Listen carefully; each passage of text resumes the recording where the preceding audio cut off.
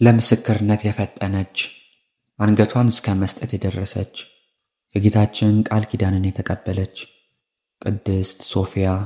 በዚህችም ዕለት በከሃዲው ዲዮቅልጥያኖስ ዘመን ተጋዳይ የሆነች ቅድስት ሶፊያ አንገቷን በመቆረጥ በሰማዕትነት አረፈች። የዚች ቅድስት ወላጆቿ ክርስቲያን ነበሩ። በወለዷት ጊዜም በመልካም ማስተዳደግ እግዚአብሔርን በመፍራት የቤተ ክርስቲያንን መጻሕፍት የአባቶችን ሐዋርያትንም ሕግና ሥርዓት ሁሉ እያስተማሩ አሳደጓት። ከዚህም በኋላ ባደገች ጊዜ ወላጆቿ ለአንድ መስፍን ልጅ ሊያጋቧት ፈለጉ። ቅድስቲቱም ይህን በመንፈስ ቅዱስ አውቃ ከተቀመጠችበት ተነስታ ፊቷን ወደ ምስራቅ መልሳ 100 ስግደትን ሰገደች። ቆማም ረጅም ጸሎትን ጸለየች። በጸሎታም ውስጥ እንዲህ አለች። የክብር ባለቤት የሕያው እግዚአብሔር ልጅ ጌታ ኢየሱስ ክርስቶስ ሆይ ወደ አንተ የምደርስባት የከበረችና የቀናች መንገድህን ለእኔ ለባሪያ ለሶፊያ ምራኝ። ወደ ጥፋት በሚወስድ በጠማማ መንገድ እንድንከራተት አትተወኝ። የሚጠፋውንም ዓለም ያስብ ዘንድ ልቤን አትተወው። ወላጆቼ በመክሩብኝም በረከሰ በሥጋ ፍትወት ውስጥ የኃጢአት ባሪያ እንደሆነ አቤቱ አትተወኝ።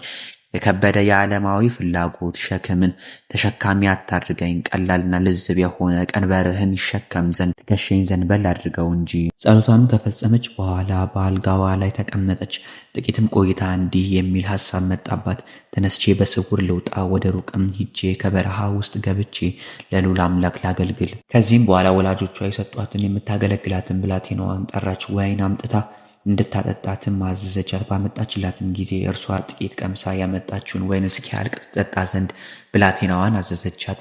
ከስካርም የተነሳ ልቧ በተሰለበ ጊዜ ልብስሽን አምጪ፣ የኔንም ልብስ ውሰጂ አለቻትና ሰጠቻት። የወይኑ ስካር አእምሮዋን ነስቷታልና ተኛ አለቻት። በላዩም እንቅልፍ በከበዳት ጊዜ ማንም ሳያያት ቅድስት ሶፊያ በስውር ወጣች። ከወላጆቿ ማደሪያ የራቀ ነበርና። ርቃ በሄደችም ጊዜ በተራራና በዋሻዎች ውስጥ ሊሰወሩ ፈልገው በሃይማኖት ምክንያት ከከሃዲው ዲዮቅልጥያኖስ ፊት የሚሸሹ ሰዎችን አገኘች። እናንተ ከወዴት ናችሁ ብላ ጠየቀቻቸው። የእያንዳንዳቸውን አገራቸውን ነገሯት።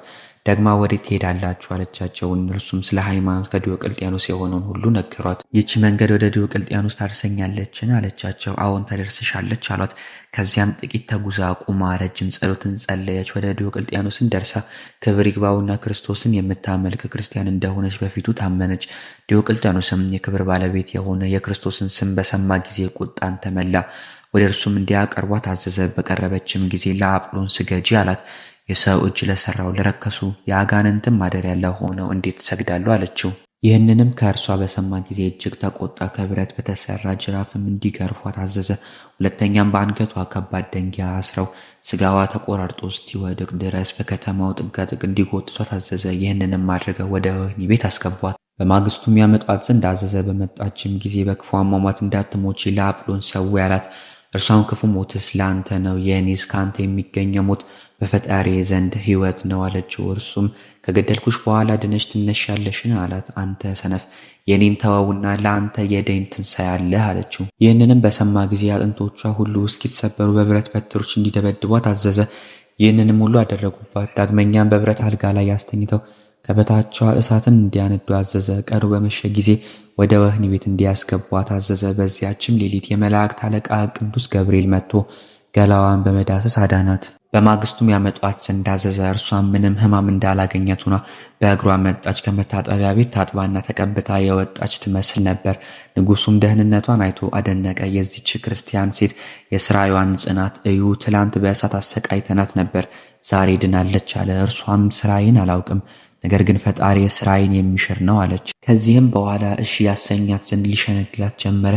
እምቢ ባለችውም ጊዜ ራሷን በሰይፍ ይቆርጡ ዘንድ አዘዘ። ሊቆርጧትም ይዘዋት ሲሄዱ ክብር ይግባውና ጌታችን ተገለጸላት። ብዙ ቃል ኪዳኖችንም ሰጣት።